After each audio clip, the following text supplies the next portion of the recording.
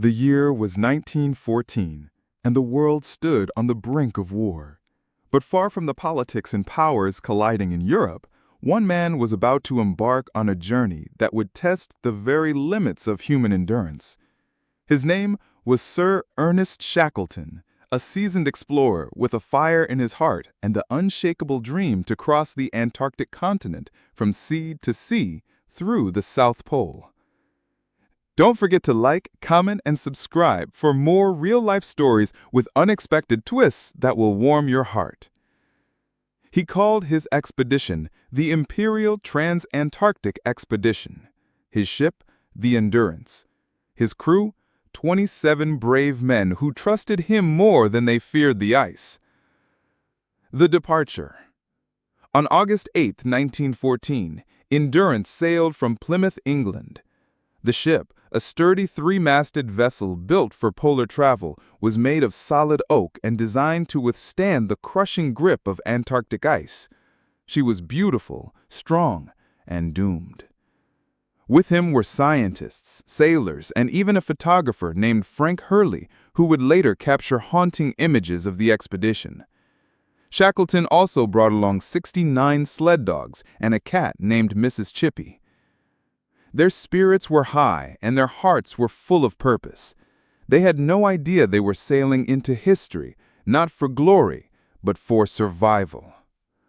They reached the whaling station at Grytviken, South Georgia, in early November. The old whalers warned them, "This is a bad year. The ice is heavier than we've ever seen." Shackleton listened, but pressed on. On December 5, 1914, Endurance left the last touch of civilization behind and entered the Weddell Sea, a place so remote, so cruel, it was called the worst sea on Earth.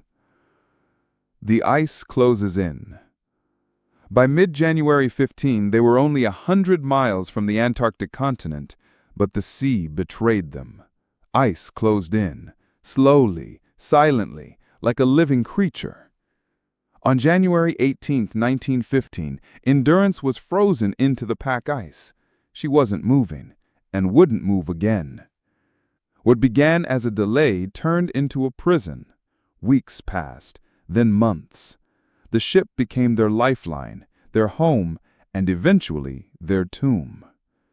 The ice shifted, groaned, and pressed inward, squeezing the ship with unthinkable force. The crew did everything they could. They built snow shelters on deck, kept morale high with routines, football games on ice, dog races, and even theatrical performances. Shackleton knew the real enemy was not the cold, it was despair. He remained calm, steady, a rock in a sea of chaos. He once said, "Difficulties are just things to overcome after all." But no optimism could stop the laws of nature. The ship dies. On October 27, 1915, after over 9 months frozen in the ice, the Endurance could take no more. With a thunderous crack, the hull gave way, beams snapped like toothpicks, water gushed in. Shackleton gave the order, "Abandon ship." The men watched in silence as their beloved vessel was crushed and broken by the ice. On November 21, 1915, Endurance slipped beneath the frozen surface forever.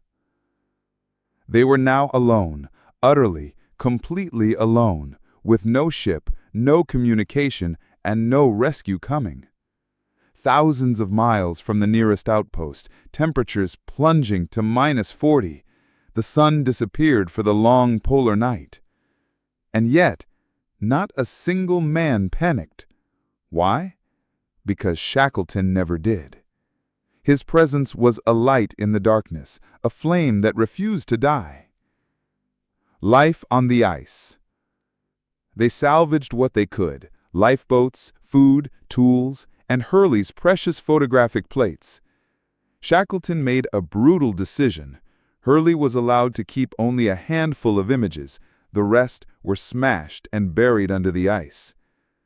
They set up Ocean Camp on a flat ice floe. Then, when it began to break, they moved to Patience Camp, a bitterly ironic name, for that's all they had. They lived on melted snow, seal meat, and eventually their beloved sled dogs. Hunger tore away at their dignity. The cold made their teeth crack and their bones ache. They faced storms, frostbite, depression, and utter exhaustion. The floes drifted aimlessly, sometimes closer to safety, often farther. They had no idea if the world even knew they were alive.